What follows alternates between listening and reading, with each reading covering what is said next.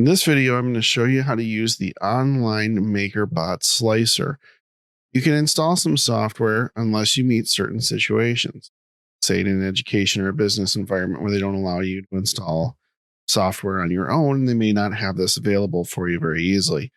Or if you're working on something like a Chromebook where you don't have the ability to install the Makerbot software, we can come up to this web page here and we can go ahead and slice our project that way. First thing I'm going to do is I'm going to go to makerbot.com here, and I'm going to click on the login button. And you can create your own custom account. You can sign up for an account if you don't have one. It's free. Or you can go in here. I already have one, so I'm going to sign in with Google. And I'm going to skip this add printers for right now. I'm going to come over here to start a new project. And you can either add a file in, or what I'm going to do here is I'm just going to drag and drop this in. This should work for pretty much anything that you're working on. Drag and drop in a new project. There we go. We've got that project here. And move it around. I can take a look at it. I have two different elements here. I'm going to bring those a little closer together. I can pick what type of print I want: high quality, solid, balanced. If you're prototyping, balanced is probably the way to go. Now I'm going to come up here up to the top, and where it says method X,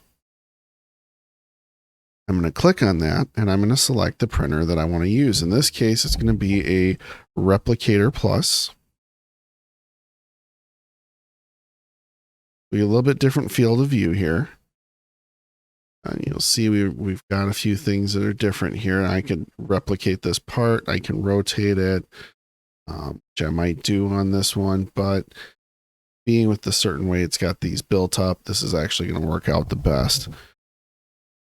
Once I've selected what I'm going to use, made sure that the type of print in the extruder is correct, I'm going to go up here to export. I'm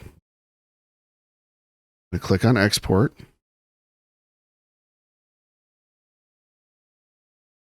It's going to process and slice that file for me.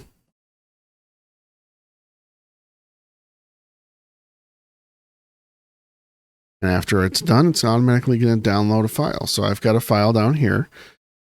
Now, what I'm going to do with this file is I'm going to copy it to a thumb drive. I'm going to take it over to the printer, plug it into the printer, and then on the printer, you can go into the print menu and you can choose internal menu, or you can choose the USB thumb drive. You want to make sure you have the thumb drive plugged in before you go ahead and do this. You can select the print you want, even see what it's kind of going to look like, and then you can go ahead and print from there. It'll give you an estimated time for printing based on that device. Again, you're just logging in, dragging your files in, making sure that your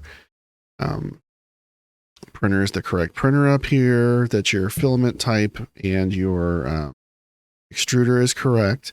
In the case of what the ones we're using, it's going to be a Replicator Plus, and it's going to be the PLA Smart Extruder Plus. You'll slice it by hitting export, and then you'll go ahead and take this saved file and you'll copy it to a thumb drive, go over, plug it into the USB port on the front, go ahead and select print, select USB drive or thumb drive, and then go ahead and start your print from there. I hope this helps a little bit, and if you've got questions, let me know.